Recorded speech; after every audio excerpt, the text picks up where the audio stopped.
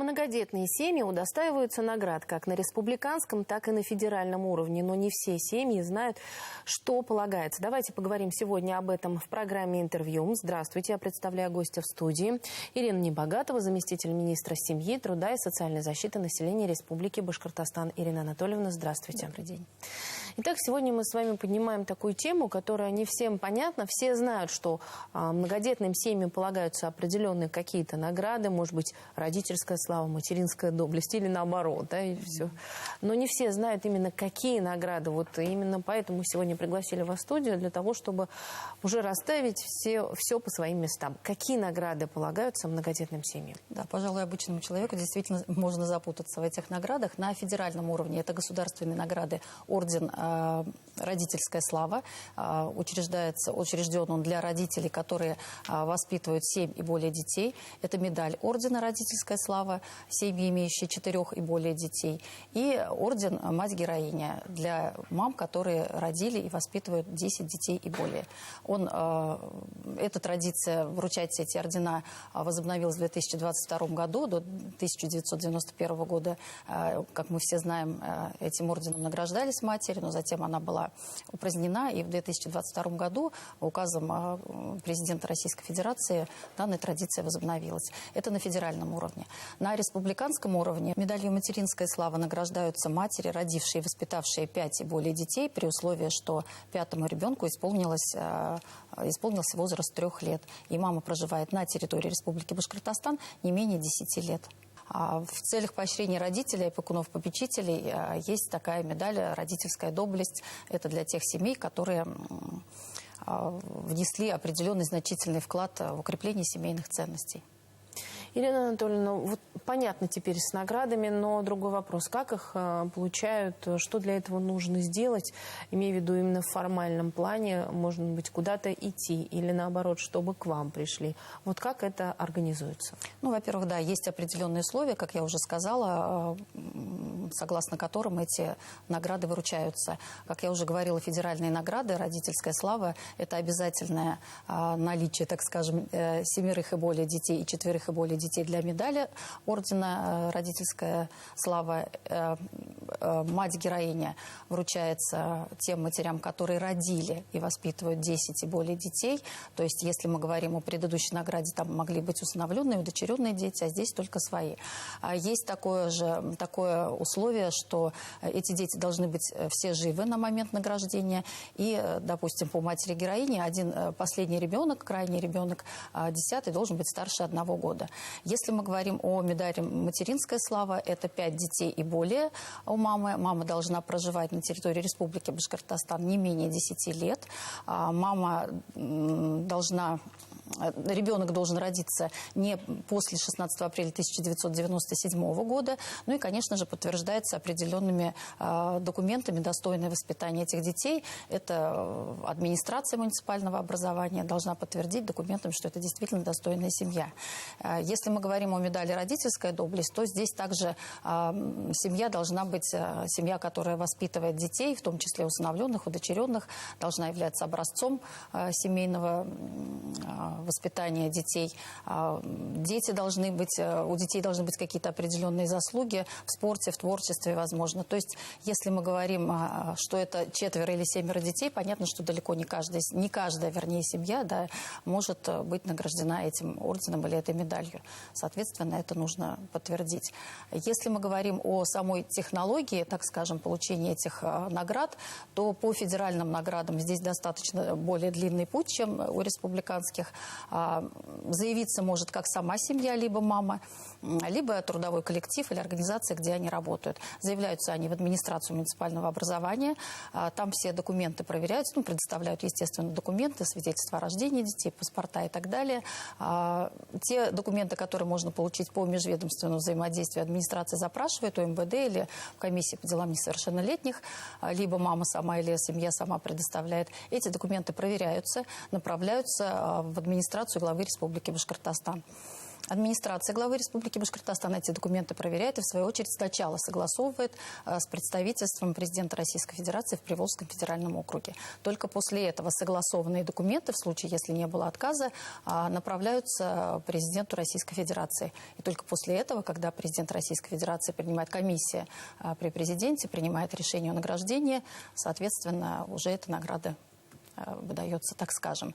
По республиканским наградам несколько другой, более короткий путь. Здесь также с ходатайством выступают в администрацию муниципалитета. Администрация муниципалитета, собрав весь пакет документов, направляет его нам, в министерство. Мы проверяем и, соответственно, уже направляем в администрацию главы республики. Далее наградная комиссия принимает решение, и награда вручается семьям либо маме. Ирина Анатольевна, расскажите, приходит ли, например, при решении о выделении награды, той или иной награды, может ли комиссия прийти домой и так далее? Есть какие-то такие варианты? Нет, таких проверок нет. Соответственно, во-первых, каждую семью, как мы говорим, в муниципалитете знают, и есть определенные структуры, которые могут эти документы собрать и подтвердить документально. То есть каких-то выездных проверок нет. В любом случае, семья не входит в те семьи, которые находятся на сопровождении, допустим, как неблагополучная семья и так далее. Что несут за собой награды, кроме того, что они есть? Есть ли какие-то льготы по ним? Есть ли какие-то, может быть, выплаты? Выплаты есть, да, конечно. По федеральным наградам могу сказать, что орден «Родительская слава» – это 500 тысяч рублей, единовременная выплата. Медаль ордена «Родительская слава» – это 200 тысяч рублей. Мать-героиня – это 1 миллион рублей. И, значит, материнская слава – 100 тысяч рублей. И родительская доблесть – 50 тысяч рублей. То есть это вот такие единовременные выплаты. Ирина Анатольевна, если говорить в целом о поддержке многодетных семей у нас в Республике Башкортостан, я понимаю, что все перечислить, это будет очень, наверное, не хватит времени эфира, но тем не менее, может быть, есть какие-то новые, о которых, может быть, наши телезрители пока еще не в курсе, и о них можно проговорить.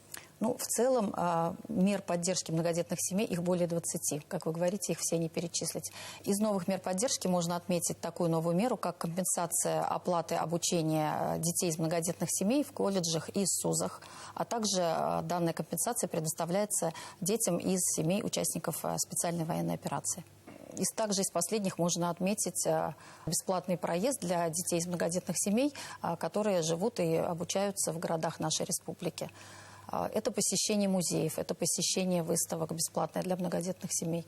В общем-то, мер поддержки, кроме выплат, их достаточно много.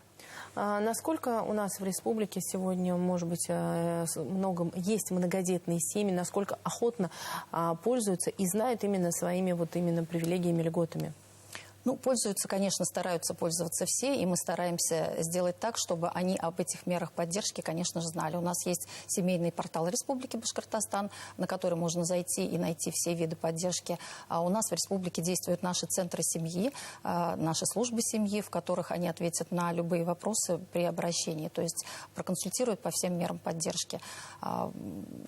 В общем-то, информация вся есть. Сейчас разрабатывается новый электронный вариант удостоверения многодетной семьи, по которому можно будет пользоваться уже этими льготами. Также могу отметить, что на семейном портале у нас есть такая интерактивная карта скидок для многодетных семей и для семей вообще с детьми, на которую каждый муниципалитет вносит свою информацию по каким-то скидкам для получения услуг в каких-то учреждениях, оказывающих там культурные услуги и так далее, либо в магазинах для вот таких семей.